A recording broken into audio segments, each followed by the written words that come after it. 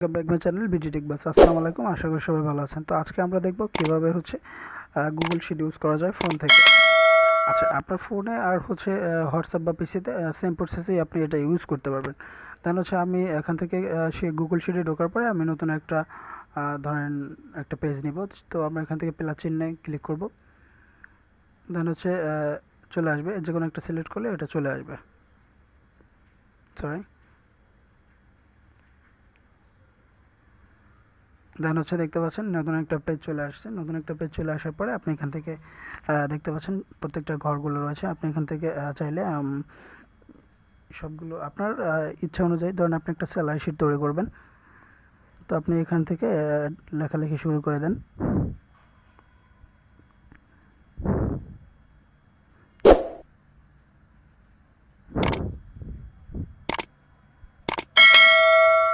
তো এখানে দুইটা ক্লিক করার পরে আপনি লিখে দিলেন। আচ্ছা, এগুলো আমি লেখা আপনাদেরকে বুঝিয়ে দিচ্ছি। তো ভিউয়ার্স, আমি অল্প করে একটু একটু করে লিখে নিলাম। আচ্ছা, আপনি দেখতে পাচ্ছেন আমি একটা স্যালারি শিটের মধ্যে তৈরি করেছি।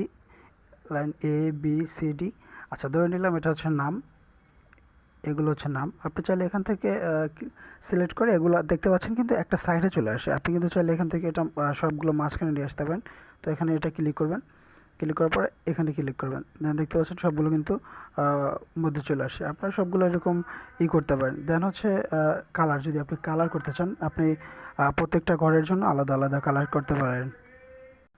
আচ্ছা, দেন আপনি এখান থেকে যদি কালার করতে চান, এরকম সিলেক্ট করে দেন উপরে এটা ক্লিক করবেন।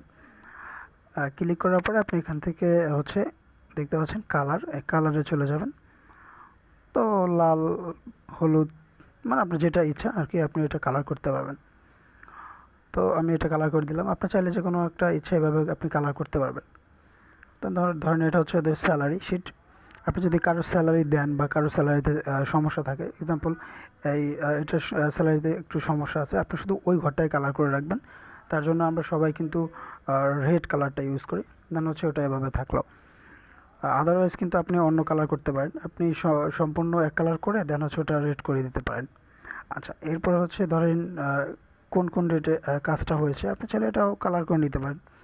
আচ্ছা, এখন আমাদের যেটা হবে, এক্সাম্পল আমরা এখান থেকে যে কোনো একটা ডের নামগুলো লিখব। আমাদের ডের নামের পরে ডেটটা দিব। তো আমি এখান থেকে কিভাবে অ্যাড করব, আমি এটাই ক্লিক করার পরে আপনি দেখতে পাচ্ছেন যে এখানে একটা প্লাস চিহ্ন আছে, আমরা এটা ক্লিক করব। তো দেখতে পাচ্ছেন এখানে কিন্তু অলরেডি চলে আসছে। এটা দিলে, এটা যদি দেয় তাহলে আমার বামে একটা ঘর অ্যাড হবে। আবার যদি আমি এটা সিলেক্ট করে ডান পাশে একটা দিই, বাম পাশেটা ক্লিক করি, সেক্ষেত্রে কিন্তু আমার ডান পাশে একটা অ্যাড হচ্ছে। তো সম্পূর্ণটা এরকম কিন্তু করতে পারবেন। তো এরপরে আপনাদের যেটা রয়েছে, আপনারা যদি এখানে যে অক্ষরগুলা, আচ্ছা এটা আমি মাঝখানে নিয়ে আসলাম। মাঝখানে এসে পরে আপনি দেখতে পাচ্ছেন যে আমাদের লেখার যে সাইজটা, আপনি যদি ছোট বড় করতে চান এখানে ক্লিক করবেন। আচ্ছা, এখন লেখার যে সাইজটা আপনি যদি একটু বড় করেন, সেক্ষেত্রে এটা ক্লিক করতে পারেন।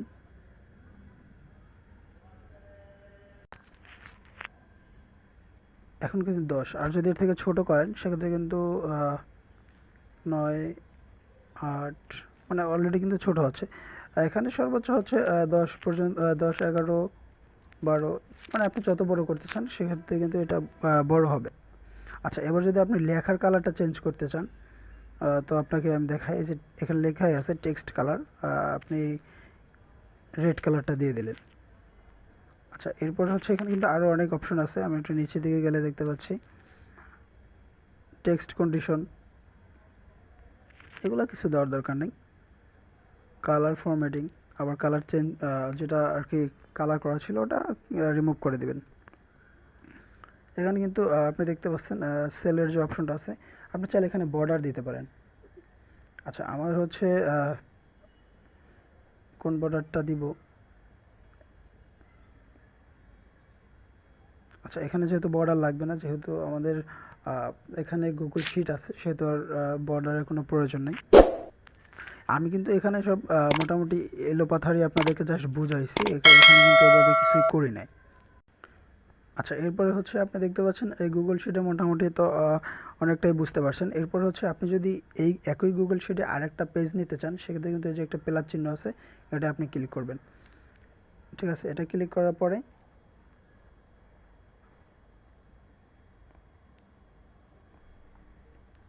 আচ্ছা, এরপরে যেটা হচ্ছে আমরা এখান থেকে যে প্লাস চিহ্নটা দেখতে পাচ্ছি, প্লাস চিহ্নতে ক্লিক করলে দেখতে পারবো এরকম একটা ইন্টারফেস চলে আসবে।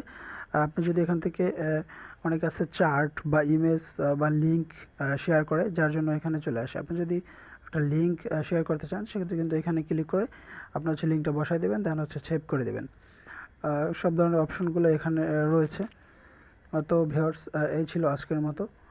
পরবর্তীতে আবার কোনো ভিডিও নিয়ে আপনাদের সামনে চলে আসবো। তো আমার ভিডিওটি যদি ভালো লাগে তাহলে অবশ্যই আমার চ্যানেলকে লাইক, কমেন্ট আর সাবস্ক্রাইব করবেন, এবং নতুন নতুন টেক ভিডিও এবং আর্নিং ভিডিও খুব সহজেই পেয়ে যাবেন। ধন্যবাদ।